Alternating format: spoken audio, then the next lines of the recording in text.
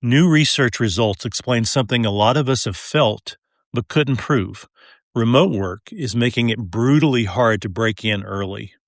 Remote job postings now demand 25% more skills and experience than the exact same job done in person. And today we're unpacking why and what leaders need to do about it.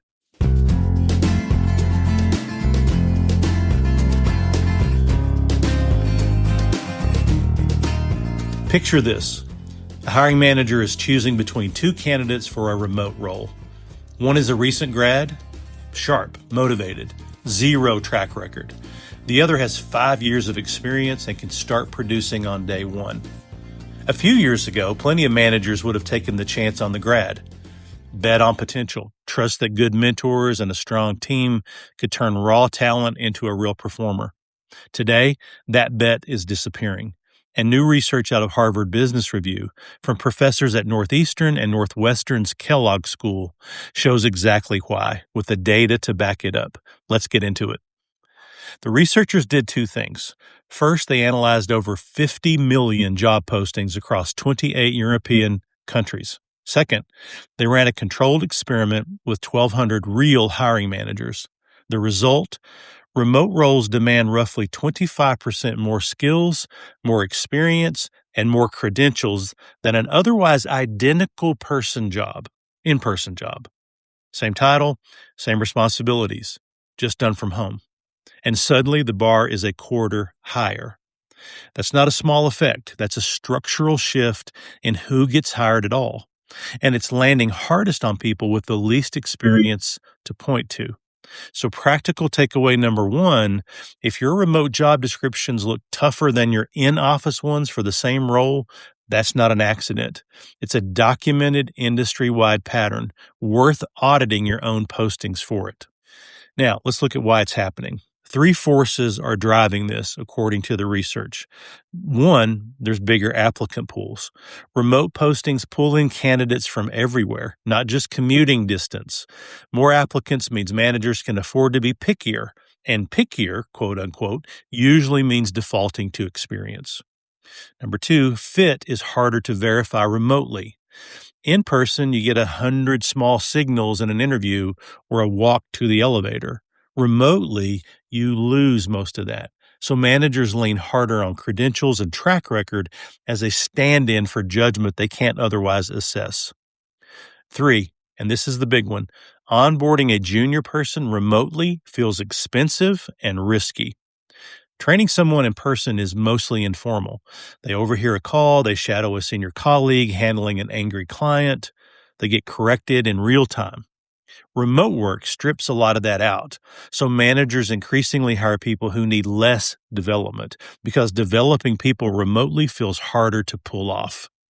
So practical takeaway 2 is name this honestly inside your own team. If you're avoiding junior hires because remote onboarding is a pain, that's a fixable process problem, not a permanent law of remote work. Now, let's look at the feedback loop and why this matters long term. Here's where it gets serious for leaders thinking of, beyond the next quarter. When companies stop hiring and developing junior people, fewer young workers ever get the experience employers say they want. So that shrinks the future talent pool. Meanwhile, the juniors who do get hired remotely often get weaker mentoring, slower skill development, and more isolation because so much learning used to happen through casual in-person contact, watching a senior colleague think out loud, or getting pulled into a hallway conversation, or absorbing, quote, how we actually do things here. Strip that away, and you're not just making hiring harder today. You're actively degrading your own leadership pipeline 5 and 10 years out. This is a compounding problem, not a one-time inconvenience. So the takeaway here is to treat junior development as infrastructure, not a nice to have. If you don't rebuild it deliberately, remote work will quietly delete it for you. So here's what leaders should actually do. The researchers point to 4 concrete moves, so let's make them actionable. Number 1, recalibrate your remote hiring bar. Go back and compare your remote and in-office job descriptions for equivalent roles. If the remote version quietly demands more years of experience or more credentials, ask whether that's really necessary or just risk aversion creeping in. Set an explicit policy. Junior remote candidates get evaluated on trajectory and problem-solving ability, not just resume length. Number 2, rebuild mentoring on purpose. Don't wait for it to happen organically. In-office mentoring happened by accident, overheard calls, hallway advice, watching someone handle a tough moment. Remote work kills that accident, so replace it with intention. Assign real mentors, not just onboarding buddies. Build in structured shadowing, recorded client calls, screen shares of how a senior person actually works through a problem, regular one-on-one check-ins that go beyond status updates.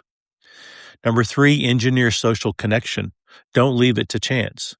Isolation is one of the quiet costs in remote work, and it directly slows learning. Build regular touch points that aren't just meetings. So like pairing junior and senior staff on projects, informal virtual coffee chats, in-person gatherings a few times a year if your budget allows. The goal isn't culture for culture's sake. It's rebuilding the informal learning channel that used to run through the office. And then number 4, evaluate people on outcomes, not visibility. This is one that fixes the root cause. If promotions and trust are still quietly tied to who you see the most, you'll keep defaulting to experienced hires who need less hand-holding. So shift performance reviews to focus on what someone actually produced and how they grew, not how many hours they were visibly online. That's what makes it safe to bet on potential again. So the bottom line, remote work didn't set out to shut junior talent out, but that's the effect it's quietly having unless leaders are actively counteracting it. The fix isn't dragging everyone back to the office. It's being deliberate about mentoring, evaluation, and hiring criteria in a way that used to happen automatically. If you manage people, this is worth a real look at your own team this week, not next quarter. Well, that's it for today. And until next time we meet in the Manager Lab, do good work.